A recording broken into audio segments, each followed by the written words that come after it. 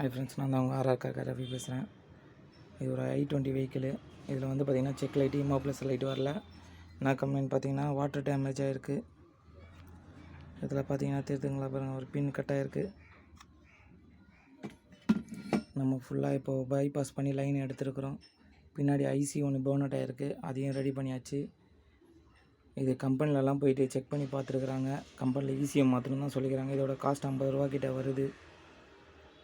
Used ECM கிட்ட 20,000 கிட்ட வரனால கஸ்டமர் இதையே ரெடி பண்ணித்தாங்க, இப்போதைக்கு என்கிட்ட மணி இல்லை அப்படின்னு சொல்லி ரிக்வெஸ்ட் பண்ணி கேட்டிருக்கிறாங்க என்கிட்ட.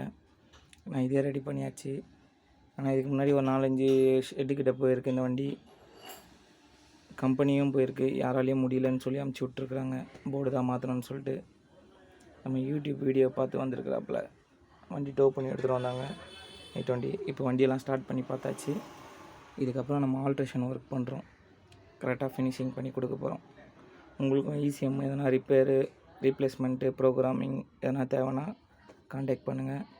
வேறு நியூ இசிஎம் என்ன கூட சொல்லுங்கள், அரேஞ்ச் பண்ணி தரலாம். ஓகே ஃப்ரெண்ட்ஸ், பாய்.